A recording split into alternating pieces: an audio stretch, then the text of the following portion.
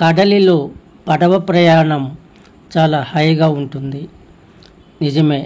అయితే చేపల వేటనే వృత్తిగా చేసుకుని జీవనం సాగిస్తున్న మత్స్యకారుల జీవనం ఏ విధంగా ఉంది అని తెలుసుకునే ప్రయత్నం చేస్తే కాస్తంత బాధ కలగడం సహజం.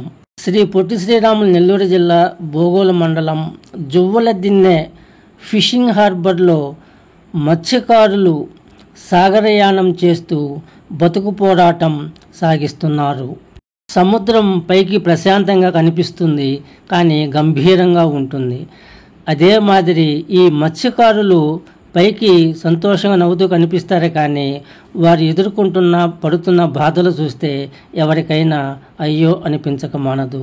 అనాదిగా చేపల వేటని వృత్తిగా కొనసాగిస్తూ వస్తున్న ఈ మత్స్యకారుల జీవనం ఎలా ఉంది అంటే, ఎగసిపడే అలల మధ్య పడవ ప్రయాణం మాదిరి ఎత్తుపల్లాలుగా కొనసాగుతోంది. పైకి ప్రశాంతంగా కనిపించే సముద్రంపై వీరు చేస్తున్న ఈ జీవన పోరాటం మాత్రం చాలా అలజడులతో నిండి ఉంది అని వారి మాటల ద్వారా తెలుస్తోంది. రకరకాల పడతాయి, కానంగచ్చేళ్ళు, ఎర్ర చేప అంటారు. ఇప్పుడు మనం పడేది రకరకాలుగా వల ఉంటాయి. ఎర్ర చేప మామూలుగా అయితే మేము 200 ముగ్గురు నలుగురు వెళ్తాం. 5 లక్షల దాకా పడుతుంది.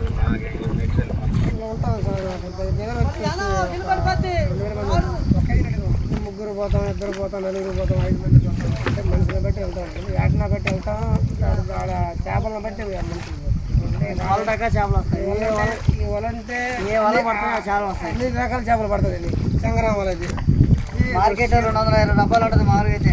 ఇప్పుడు మంగళూరులో రేట్ వచ్చేసరికి ఇక్కడ తగ్గిపోయింది. అది గవర్నమెంట్ నుంచి మా డబ్బులు. ఇక్కడ సంపద బయట నుంచి వచ్చే కన్నూరు పోట్లు వచ్చి ఇక్కడ వచ్చి గందరగోళం చేస్తా ఉన్న సంపద మేము వెళ్ళేసరికి వాళ్ళు వచ్చి నాశనం చేస్తున్నారు. చాలా నష్టపోవడం జరిగింది. ఈ మధ్యలో గొడవలు జరిగింది, వాళ్ళకి మాకు గొడవలు జరిగింది. అయినా కూడా వాళ్ళు వచ్చిపోతూనే ఉన్నారు. ఇప్పుడు కూడా వచ్చి ఈరోజు కూడా వస్తున్నారు. వాళ్ళు మనం ఏం చేయలేకపోతాం. చిన్న పడలు అయ్యేవన్నా పోతే మన బోట్లు చిన్న బోట్లు, వాళ్ళు పెద్ద బోట్లు. వాళ్ళు వచ్చేసిందంటే వాళ్ళు భయంకరంగా మన పైన వచ్చేస్తున్నారు. వాళ్ళ మురుగులుగానే కలిసిపోతుంది ఈ బోట్లు. దానికి వచ్చేసి పరిష్కారం లేదు. అయిపోయిందండి. మరి 5-6 సార్లు మీటింగ్, 5-6 సార్లు అనేది ఒక 20-30 సార్లు మీటింగ్ మంత్రులతో కూడా జరిగింది. ఎమ్మెల్యే కాదు, మంత్రులతో కూడా జరిగింది. అయినా కూడా వాళ్ళు మనం ఏం చేయలేము. వాళ్ళు దానికి ఏం సమాధానం లేదు. మా పని మాదే, మీ పని మీద లెక్కలో లేదు. దాదాపు 10 సంవత్సరాలు జరుగుతూనే ఉంది, అయినా కూడా వదిలేస్తున్నారు. ఈ సంవత్సరం సీజన్లోనే కనీసం వచ్చేసి ఒక 2-3 లక్షల రూపాయలు వల్ల మాకు లాస్. ఇంకా పెంచే 2-3 లక్షల పైన లాస్ కోసుకెళ్ళిపోయారు. ముక్కలు అంటే మా ఏరియాలో వరకు అయితే, ఇంకా బయట ఊరిలో ఎంత పోయిందో వాళ్ళు తెలియదు. కోసుకుని పోయింది. వాళ్ళు కోసుకుని కట్ చేసే వాళ్ళు మేము తీసి పైన ప్రతి సంవత్సరం వాళ్ళు ఆగిన దాకా జరగదు. వాళ్ళు లేకుండా ఉంటే మనకేం అడ్డు ఉండదు. అంటే ఒక 20 రూపాయలు మిను, తర్వాత మనిషికి ఒక 20 రూపాయలు వస్తుంది సార్. 20 రూపాయలు వస్తుంది. లేదంటే ఒకటే మనం గంగమ్మ ఇచ్చే పెట్టి మనకి కూర కూడా ఉండదు. చెప్పలేము మనం. వాళ్ళు రాకుండా ఉంటే రోజుకి ఒక 500, మనిషికి 500 గిడుతుంది. వాళ్ళు రాకుండా ఉంటే అంటే మనం లాంగ్ బట్టి పోతాం మేము అనమాట. 2,000 రూపాయలు 15,000 రూపాయలు డీజిల్ పెట్టుకుపోతాం. మనకి ఆదాయం వరకు మనం చెప్తాం. అదే అందులో మన ఆసాములు ఉంటుంది సార్. అంటే మనకు పెట్టుబడి ఇచ్చిన వాళ్ళు ఉంటారు, పోతారు. వాళ్ళు ఏడాది పంపిస్తారో మనకు తెలియదు. 400-300 లేదే వాళ్ళు ఎవరైనా వ్యాపారం చేయలేరు కదా. వాళ్ళ బాధలు వాళ్ళది. ఉల్లిపోయి నల్లిపోయి మనకి మార్కెట్లో సరఫరా పడింది కదా సార్. ఇక్కడ సరఫరా పడితే ఇక్కడికి వచ్చేసి మార్కెట్లో అంటే మంచి ఆసాములు వస్తే మనకి 10 రూపాయలు వస్తుంది. లోకల్ వాళ్ళు వస్తున్నారు. ఈ లోకల్ వాళ్ళు ఏంటంటే సింపుల్గా చూసేది ఏం కూడా లోకలే కదా. మన లోకల్ వాళ్ళు అంటే సింపుల్గా పడుతుంది. అది ఒకటి.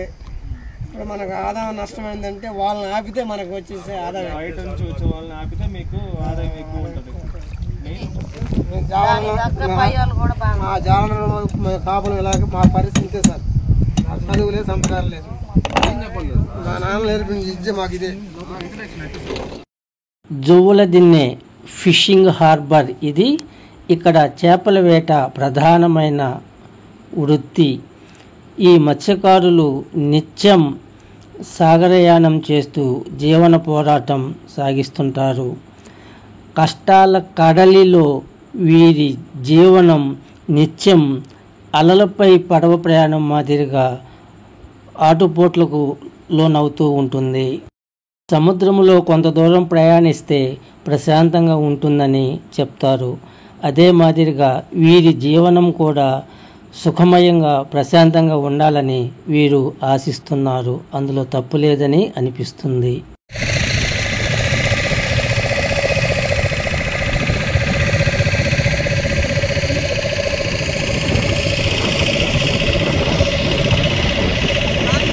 తాతలు తండ్రులు వారసత్వంగా ఇచ్చిన ఈ చేపల వేట వృత్తినే వీరు ప్రస్తుతం కొనసాగిస్తున్నారు. కాకపోతే సమస్యల వలయంలో వీరు విసురుతున్న వలలకి చేపలు అందడం గగనమైపోతుంది.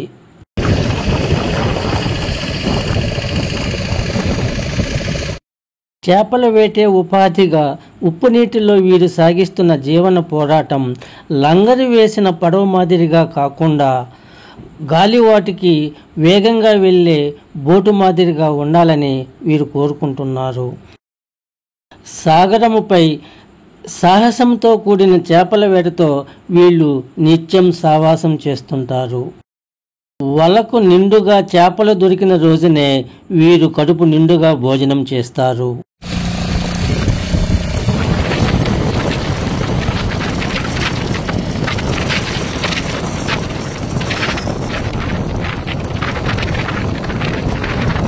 కాదు వాటి పట్టుకున్నారు, పట్టుకుని తీసుకొచ్చి ఆడ పెట్టేస్తున్నాం.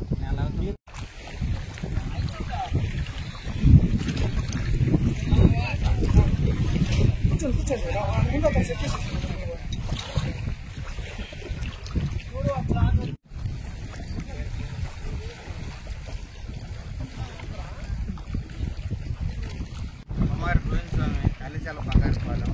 మేమంతా కర్నూలు బోట్లు, చెన్నై నుంచి వస్తుంది. కర్నూలు బోట్లు ఇంకా అవతల, చెన్నైకి అవతల అక్కడి నుంచి వస్తుంది. వచ్చి మన వల వదులుకుంటే పైన వెళ్ళిపోతారు, లాక్కుంటే వెళ్ళిపోతారు. మొత్తం మనకంతా లాసు. ఒక సంవత్సరానికి వచ్చి సుమారుగా మనకు ₹1 2 కోట్లు మనం పోతున్నాయి. అది కాకుండా చేపలు కూడా మన చేపలంతా మొత్తం తీసుకెళ్ళిపోతున్నారు. ఈ ఎమ్మెల్యే ద్వారా చెప్పుకున్నాం, మంత్రులు చెప్పాము, అంతకుముందు ఎమ్మెల్యేకి చెప్పుకున్నాం, మాజీ ఎమ్మెల్యేకి చెప్పుకున్నాం, మళ్ళీ ఈ ఎమ్మెల్యే కూడా చెప్పాం. ఫస్ట్ ఓంబ్రతం నేను అక్కడ వెళ్ళి చెప్పాను, చూద్దాం అన్నారు. అంతే చెప్తాము, మీటింగ్లో చెప్తాము అంటున్నారు. చెప్తున్నారా లేదో మనకు తెలియదు. వాళ్ళు కూడా 2 నెలలు ఆపేస్తారు. మనం వదిలే టైం అని వాళ్ళు వదిలేస్తారు. వదిలేయటం మన వల్ల మామూలు బారుగా వదులుకుంటే వెళ్ళిపోతాం. మనం ఒక 2 కిలోమీటర్లు పోయి ఉంటాం, జెండా ఏడేస్తాం. ఏడేసి వదులుకుంటే వెళ్ళిపోతాం. 2 కిలోమీటర్లు ఉంటాం. అక్కడి నుంచి మధ్యలో ఏం తీసుకెళ్ళేది మనకు తెలియదు. బోట్ వస్తుంది, మొత్తం లాక్కుంటారా వెళ్ళిపోతారు. ఏదో ఒక టైం మంచిగా వస్తుంది, లేకపోతే మొత్తం లాగేస్తుంది. బోట్లో లాగరు. వల్ల మధ్యలో ఇప్పుడు వదులుకుంటే 2 కిలోమీటర్లు వెళ్ళిపోతాను. ఇక్కడ జెండా వేస్తాం. ఇక్కడ జెండా వేసి వదులుకుంటే వెళ్ళిపోతాం. వెళ్ళిపోయి అక్కడే ఉంటాను. మళ్ళీ లాక్కుంటా రావాలి ఆ వల. అది 2 కిలోమీటర్లు ఉంటుంది. ఈ మధ్యలో బోట్లు వస్తే తెప్పుకుంటూ వెళ్ళిపోతారు. ఈ జెండా ఉంటుంది, దొరుకుతుంది, లేకపోతే లేదు. సరుకుంటూ పోద్ది. వల కట్ అయిపోతే మనకి వల చిక్కదు. ఈ వల కట్ అయిపోతే సగం వస్తుంది, సగం వల మనకి కట్ అయిపోతే ఇంకా రాదు. ఆ వల మనకు దొరుకుతుంది. జెండా ఉంది కదా మనకి, ఆ జెండా దొరికితే దొరుకుతుంది, లేకపోతే లేదు. నేను వెళ్ళిపోతాం. బోట్లు ఆపాలి పూర్తిగా. బోట్లు ఆపితేనే మనం అక్కడ యాడ్ చేయాలి. లేకపోతే అలా అక్కడి నుంచి వర్ష కూలీ లెక్క పోవాలి మనం. దీన్ని ఆపేసి ఇంకా మన వల్ల 40-50 వేలు ₹1,00,000 దాకా వల్ల వేస్తుంది. ఆ వల ఒక తెప్పుడుకి వెళ్ళిపోయినారంటే 25 వేలు పోతుంది. దీన్ని కట్టుకుంటారా లేకపోతే యాడ్ చేస్తారా?